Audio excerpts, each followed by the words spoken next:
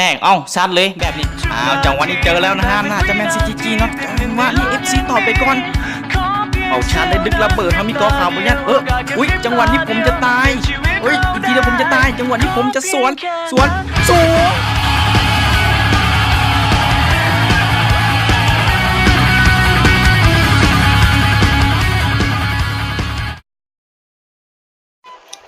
เอาละวันนี้ต้องขอกราบสบายดีชาวฟรีไฟทั้งหลายนะฮะเห็นบ่มื้อนี้เขาสิมาลินในโหมดแรง1-1เนาะโหมดแรง1นี่คนจะแอบหลายแต่ว่าข่อยจะเปลี่ยนนิสัยเนาะปกติข่อยก็มักแอบนั่นแหละ โหมดไดมอนด์2อย่างซี่นะมักแอบอีหลี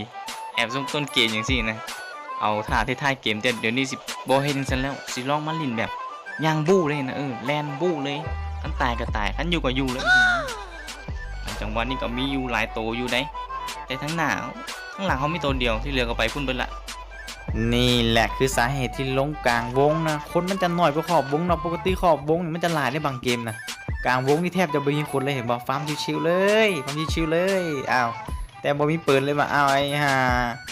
เดี๋ยวปืนไปใส่ว่าอ้าวบ่ไม่ปืนโอ้เกินไปมีปืนโอ้เอาเจอแล้วสกายปืนมันมาลี่อยู่ถึงสั้น2เบิด5ปวด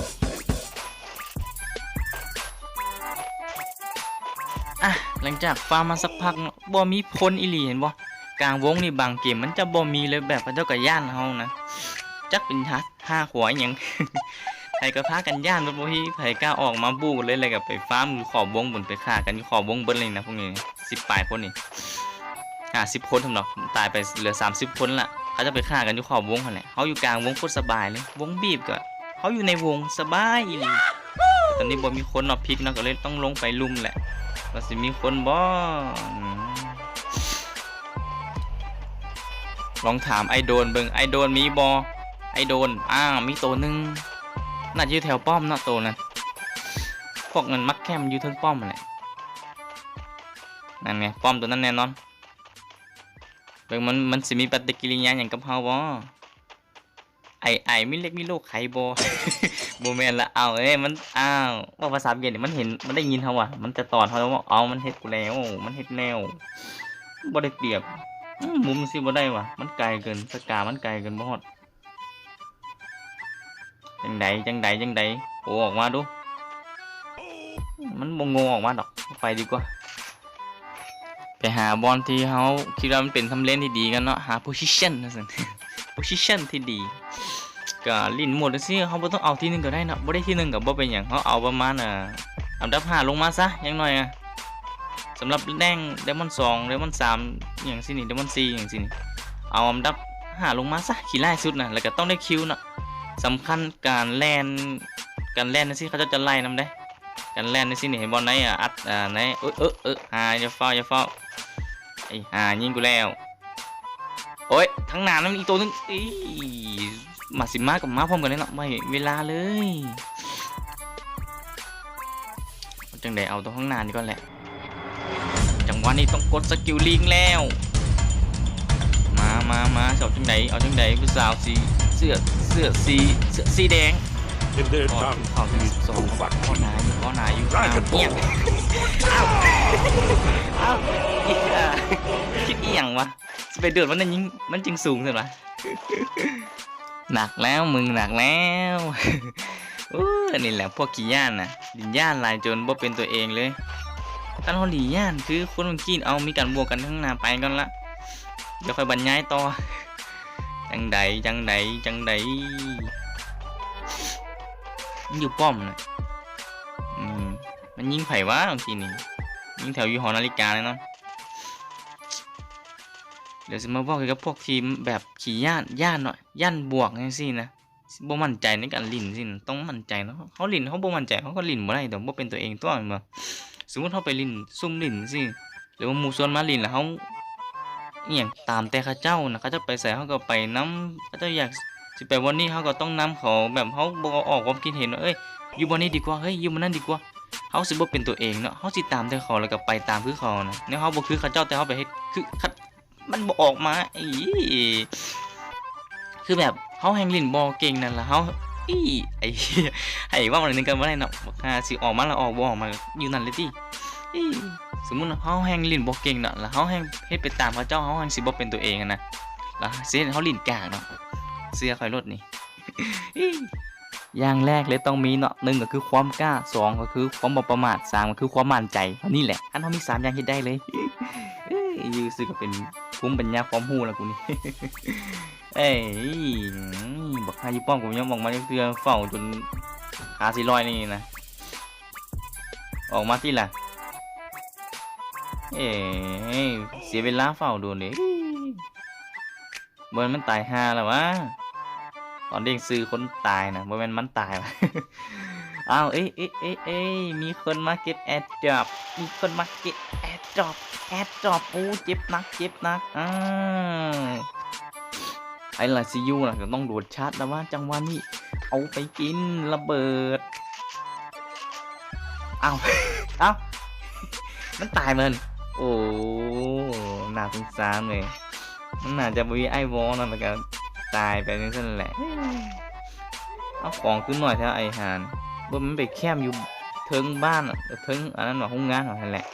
เอ้ยมีเก็บเสียงลิ้นแอมลายจนบ่มีของกว่านี้นะบางคนนี่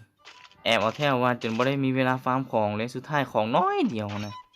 คันเฮายางเลาะสิเฮาจะมีของหลายเด้เสื้อข่อยเลิศ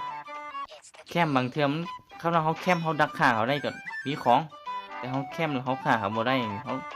บ่มีของนี่เลยแล้วก็อยากบอกนำว่าเวลาลินโซโล่นี่คนยิงกันบ่ต้องไปบวกเนาะเห็นบ่ปล่อยให้มันยิงกันเนาะเฮาเคารพการต่อสู้ของเขาเจ้านะ แม่นบ่วะเฮาจะเคารพการต่อสู้เฮาจะบ่ยิงเขาเนาะเฮาจะมีแต่แหนมเบิ่งไกลๆ อ้าวมือลั่นขอโทษบ่ได้อยากยิงดอกแต่ว่ามันคันมือแฮง เอ้ยนะหยอกเนาะ เห็นไผก็ต้องยิงเลยเนาะโอ้ยเฮาเก็บแต้มเนาะ ไผว่าสิเก็บไว้นะโอ้เห็นก็ต้องยิงเลยเว้ยอยู่กับบ้าแล้ว เราต้องไปเก็บของน้อยนึงก่อนก็เข้าวงเนาะแต่วงบีบเลยอ้าวได้คูณ4มาแล้วของก็ซ้ำนี่ก็พอแล้วไม่ต้องไปเก็บแล้วบักซบอยู่ลุมมันเสียเวลาเดี๋ยววงกินเขาอีกจังหวะนี้ทั้งหน้ามีตัวนึงเนาะแม่นคนว่ะดิเห็นหัวไปเอาคือเล็งบอดติดวะเล็งหัวอ้าวบอถืออ้าวเป้าคือดีดว่ะเอามันไปแล้ว โอ้พลาดเลยกูอดแดกเลยต้องนำวงกว่าบีมแล้วจังหวะนี้ต้องเข้าวงก่อนเนาะโซนนี้เป็นวัดหน่อยนึงว่ะ ไปฮะหมอหามนจะแค่มินี่แหละมันบ่ไปใส่ดอกพวกใส่แอมเลยในจังหวะนี้เขาก็ได้มา4คิวและกำลังจะเล่นเข้าไปเพื่อที่จะชาร์จมันเหมือนจะมิกเนี่ยกับระเบิดมันวางไว้เอ้ยอยู่ใจวะอยู่แถวต้นไม้พุ่นวางเรื่องไหนวะลังเลใจวะบ่กล้าไปวะเดี๋ยวว่าอ้าวมีรถมาจังสิต้องยิงให้รถมันพังเนาะเห็นมันขี่รถก็ต้องยิงให้รถมันพังเพราะว่ามันมีรถมันจะเข้าวงง่ายเลยพวกห่าพวกนี้ใส่บอดีต้องยิงรถทีมเบิ้ลนะคันเห็นใบขี่นะเดี๋ยวจงไว้ไปใส่ว่าไอหมอหาบุก้าไปว่ะเดี๋ยวมันดักต้นไม้ชิวเป็นฟัดยิงก่อนเอ้านี่คนมันอยู่นี่มาไอ้ห่าอยู่ที่กระต่ายเป็นแบบความขี้ย่านนะเห็นไหนเนี่ยกลางเห็นปะเราย่านแหงแล้วบุกล้าบวกเลยถ้าเราบวกจริงอ่ะน่าจะอาจจะบ่ไหวแต่มีตัวหนึ่งมาโอ้ยไอ้นี่มันโอ้ยมันเป็นงานอยู่โอ้ยลุกดีเถอะวะไอ้ห่าเข้าไปไหนอีกเป็นซบที่2ตัวตายตัวแทน เข้าไปฮัสเตงอย่างนั้นไอ้โมบังนะฮะอะไรความขี้ย่านบ่กล้าบวกนะแต่มันอาจจะถึงตัวนั้นยิงนะมันเลยบ่กล้าบวกซื้อบ่เป็นอย่างดอกไอ้ต้นไม้สิตายดึงระเบิดมาสิตายไอ้2ตามโดยการไอ้วอลไปอันนึงแล้วอันที่2กระโดดเข้าไปเพื่อที่จะชาร์จแต่มันอยู่ไกลถึง2ไกลแท้ว่าจังไว้กดสกิลลิสจะกระโดดยิงเห็นบ่คนขี้ยากจังซี่แหละมันจะมือสั้นๆมันจะกับบ่กล้าสู้กับเฮาปานใดเนาะ บ่แม่นดอกเลือดมันหน่อยให้แหละมันถึงยิงไปนักเลยเมื่อกี้นี่สิแหละคันเฮาเล่นด้วยความมั่นใจมันก็ได้ด้วยแม่นบ่คันเฮาเล่นย่านเฮาก็เล่นบ่ได้บ่